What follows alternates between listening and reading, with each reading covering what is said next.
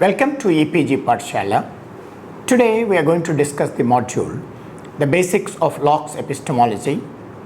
This module is written by Pravesh Yung of IIT Bombay. I am Raghuram Raju from University of Hyderabad. One of the major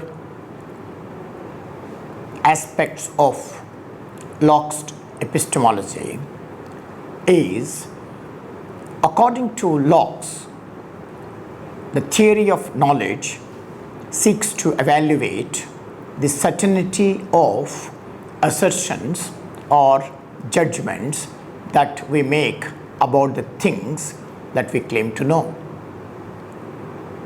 That there is an object and I have a knowledge about the object, and what is the certainty of the knowledge that I have. That's one of the important concerns in Locke's epistemology.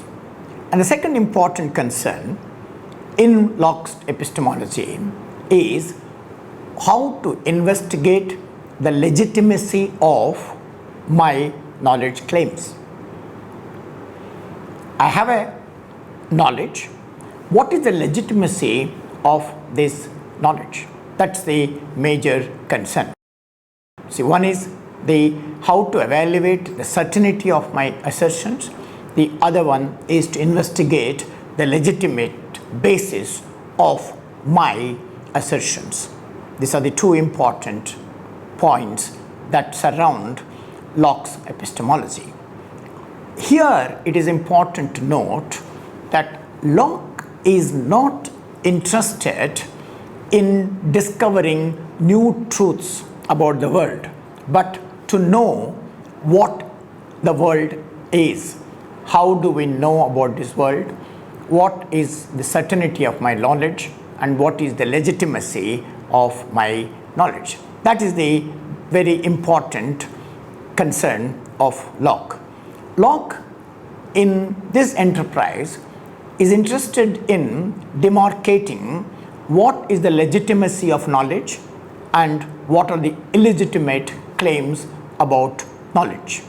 So, for Locke, the way to achieve such a demarcating filter lay in understanding the epistemological structure that enables the generation of knowledge. So, in this sense, he anticipated Kant, who also has a similar interest of examining the limits of human knowledge. The difference between Kant and Locke is Locke's approach takes him more towards the psychological nature, in contrast to Kant, who's interested in the transcendental approach. So that's the important nature of, or the purview of Locke's epistemology, and this is how he is different from those like Kant. So one of the important points that Locke is concerned is that he rejects the innate ideas view. He also rejects the standpoint that truths are self-evident and things can be derived from these self-evident truths. Locke will not accept any truth as self-evident. He would say that all truths needs to be demonstrated in principle.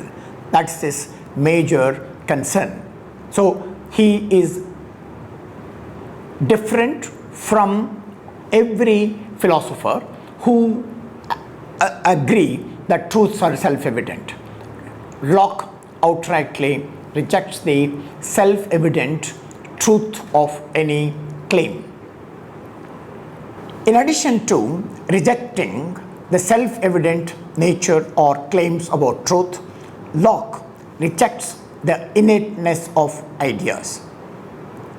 He would say that ideas are not innate. Even Descartes accepted the innateness of ideas, whereas Locke would disagree with Descartes and others, and then maintain that all ideas are given to us in experience. Ideas are rooted in experience. Ideas are through experience. This is what makes Locke an empiricist. So now let us look at Locke's argument against innate ideas and principles. The innate ideas are universal. If you say that ideas are innate, then you have to accept that they have a universal consent. That is, that they cannot be different from one innateness to other innateness. So that is one of the binding factors of innate ideas. But Locke argues that universal consent cannot be met as ideas come to us from experience, and they vary from space to time, space to space, time to time. They also vary from one individual to other individual. The experience of one individual is not the same as the experience of other individuals. So if there is so much of variety, if there is so much of difference in experience of different kinds of individuals, then it goes against the very claim of innateness. As I said, that innateness has to have universal consent. Then only something can be innate. So Locke gives a factual argument. This is what is called as Locke's factual argument, where he says that you cannot fulfill the condition of innateness ideas because it does not meet the universal it has to be universal, and it does not meet this requirement.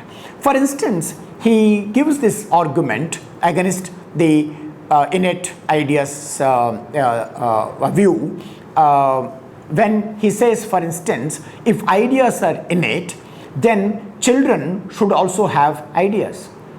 When they are born, they should have ideas like adults, but then children don't have. They gradually come to have. It is not that they already have. If they already have, then there is nothing like adding to their experience. But we do add to our experience over a period of time. So if ideas are innate, then there should not be variance between an adult and a child. Both of them should have innate ideas and perform equally, but they don't. That's the point that Locke makes in saying that you cannot have innateness.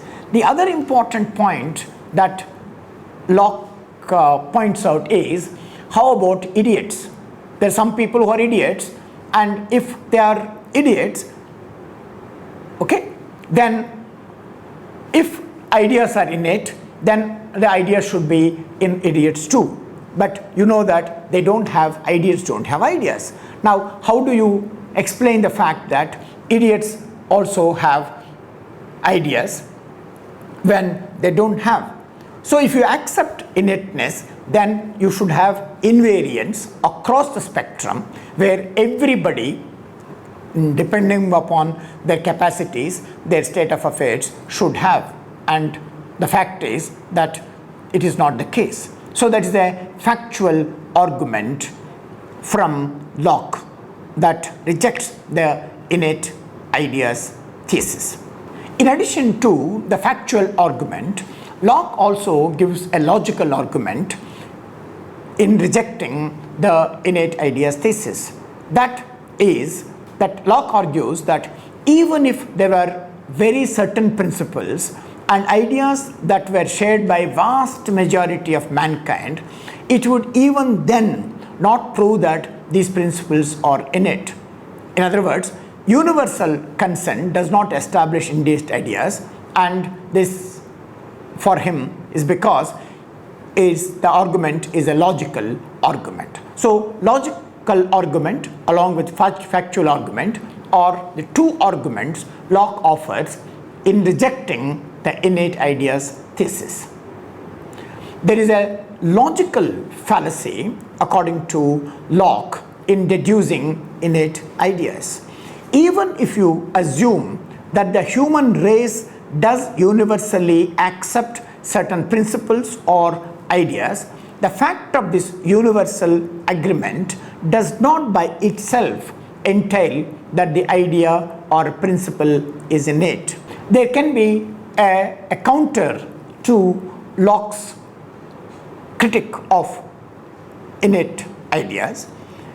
One can, for instance, say that all human beings, either an adult or an idiot or a child, all of them have innate ideas. They have innate ideas, but the reason why there is a variance in between a child and an idiot or an adult and a child is because even though they have innate ideas, that is invariant, they are not aware of what they have. So there is a variance in their awareness, not in the presence of innateness. So that can be a counter to Locke's rejection of innate ideas. But the point here is that if you closely observe the argument is shifting from emphasizing on or establishing the case for innate ideas to people becoming aware of innate ideas.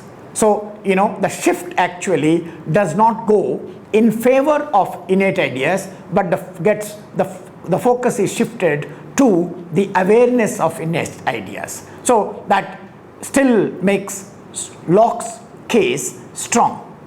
The other important point that makes Locke's case strong is, if you accept innate ideas, then you have to accept that all your knowledge is around the innate ideas. In other words, innate ideas might give you a foundation, but like all foundations, innate ideas might restrict your freedom. Okay, you may be, if you accept innate ideas, you are bounded by innate ideas. It will not allow you to explore new areas outside the domain of the innate ideas. So that might restrict your growth and will allow you to move only around the domain of innate ideas. This is a very important point, and particularly if you look at the Locke's time, which enabled the travel into new cultures, getting to know about new cultures, that novelty, new knowledge is becoming very important. And that new knowledge requires not just the foundations of innate ideas, but also way to explore new cultures, new knowledge systems outside. And Locke finds that this constricts the domain of knowledge if you accept the innate ideas. Having rejected the innate ideas thesis, Locke proposes his epistemology. He talks about how the primary source of knowledge is through experience. That we have a knowledge, and knowledge actually comes from experience. Now, he explains in this context two important concepts. One is simple ideas and complex ideas. Simple ideas for Locke ought to be unambiguous. They have to be clear, distinct, and they are unvarying in their appearance or conception. And when they are apprehended by mind, they are very clear. And they cannot be further divided. That's an important point. A simple idea is something that cannot be further divided. So, simple idea are thus the windows that provide us the picture of the external world. So, mind has simple ideas, and through simple ideas, it accesses the world. So, realism for Locke consists of simple ideas, and they are not products of our subjective creation. If they are simple, That does not mean they are subjective. They are the impressions that are made our own mind by the objective qualities of external objects that populate the world through sense perception or sensual experience. That is, if ideas are simple, that do not make them to be subjective. Okay, they are not subjective. In fact, that's what makes him a non-subjectivist and an objectivist and empiricist. Objects that are known through simple ideas are received passively by the mind. So they are not subjective and are not created by mind. So the simple ideas are not subjective and they are not created by mind. They are objective, and that's what makes them realistic. If mind can create these ideas, then a blind man could have the idea of a color. So if the ideas are created by mind and not dependent on the sense perception, then a blind man can have an idea of the color, or a deaf man can have an idea of a sound. But that's not the case. That's why he says that these simple ideas are not created by mind and they are not subjective. The most other important structural aspect of the simple ideas in Locke is simple ideas cannot be destroyed by any operation of mind. For instance, mind cannot decide that I will now ignore or destroy a simple idea. The reason why mind cannot perform this task is because ideas, the simple ideas, are not further divisible. Since they are not further divisible, they cannot be destroyed. Before we go on to discuss the complex ideas in Locke, let us look at two important directions that Locke associates with the simple ideas. One is the outward, the other one is the inward. The outward is an experiential domain, the inward is a reflective domain. In addition to the simple ideas and complex ideas, Locke introduces a third category where simple ideas that accompanying ideas. That is, simple accompanying ideas. This category of simple ideas for Locke consists of ideas that join themselves to almost all our ideas of sensation and reflection. So they are the ones who mediate between the sensation and reflection. That is the one which mediates between the inward and the outward.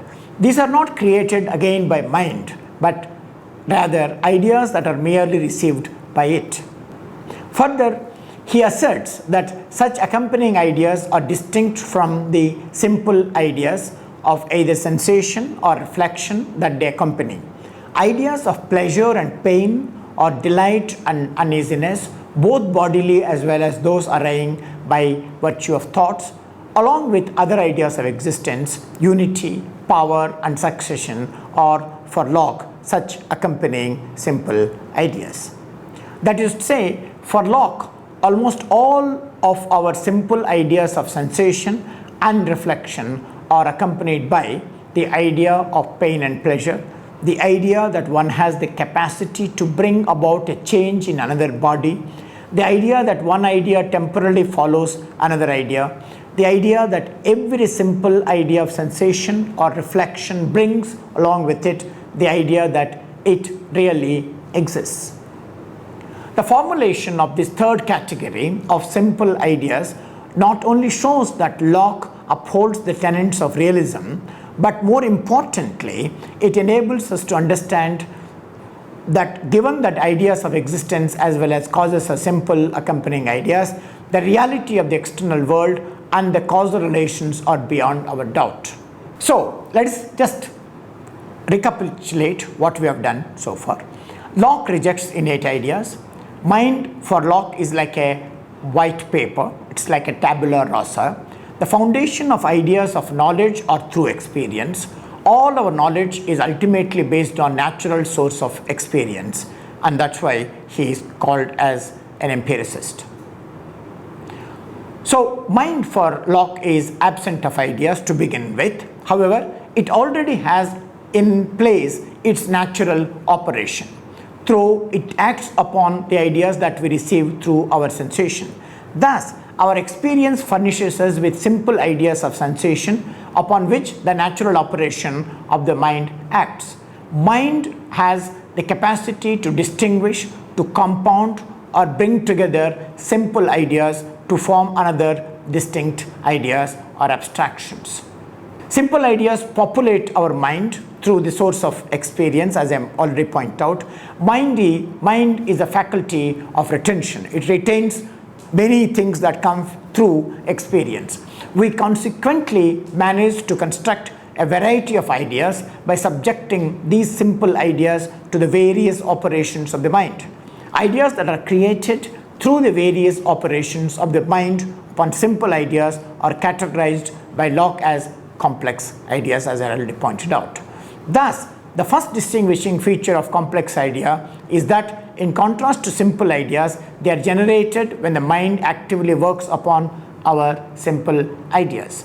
Thus, ideas of particular objects, say a table or a dog, are complex ideas which are constituted by the mind by compounding many simple ideas together.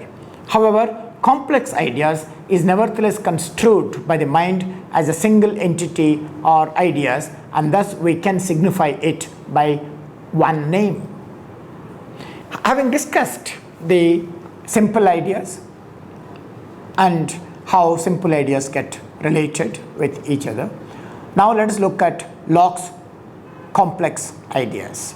Locke divides complex ideas into three categories, namely complex ideas of modes, complex ideas of substance, and complex ideas of relation.